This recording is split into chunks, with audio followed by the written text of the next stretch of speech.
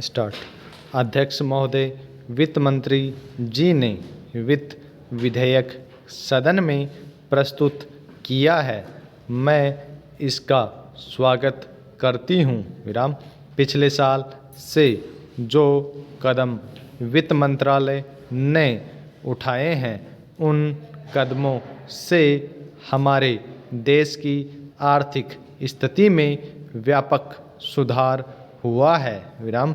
हमारे रुपए की कीमत बढ़ी है और जो महंगाई हमारे देश में बढ़ रही थी, उस पर हम काबू पा सके हैं। विराम।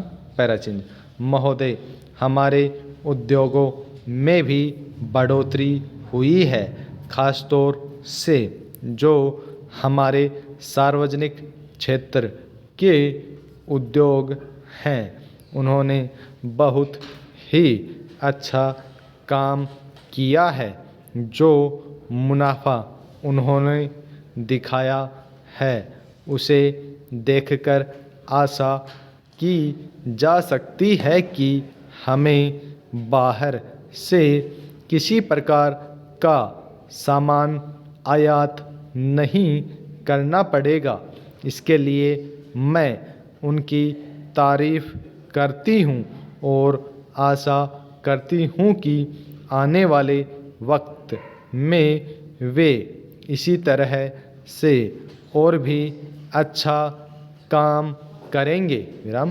पैराचिन्ह। महोदय, हमारे वित्त मंत्री जी ने निजी क्षेत्र में बहुत सी रियायतें दी हैं और इसी दृष्टिकोण से दी है ताकि देश का उत्पादन बढ़ सके, लोगों को रोजगार मिल सके और सभी लोगों को आवश्यक सामान सस्ती दरों पर उपलब्ध हो सके। विराम। सीमेंट पर जो शुल्क घटाया गया है, उससे मकान बनाने वालों को भारी सहायता मिली है।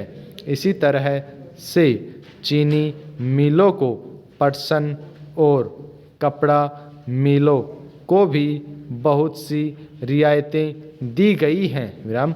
सूती कपड़ा मिलों को सस्ता कपड़ा बनाने के लिए रियायतें दी गई हैं। विराम। साथ ही हमारे वित्त मंत्री जी ने उनको कहा है कि इतनी छूट मिलने के बाद उद्योगपतियों को अपनी जिम्मेदारी समझनी चाहिए और अपना उत्पादन बढ़ाना चाहिए। विराम। पैराचिन्ह। मैं वित्त मंत्री जी का ध्यान विशेष रूप से निजी उद्योग वालों की मांग की ओर दिलाना चाहती हूँ। उन्होंने मुख्य रूप से यह मांग की थी कि उनको आयकर में रियायत दी जानी चाहिए। विराम।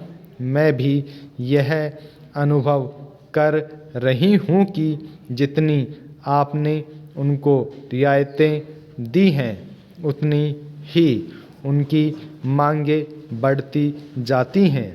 इसलिए मैं आपसे निवेदन करूंगी कि आप अनुशासन के साथ इन सब पर निगरानी रखें, क्योंकि हमने यह देखा है कि वे अपनी जिम्मेदारियों को नहीं निभाते। उनका मात्र लक्ष्य मुनाफा होता है।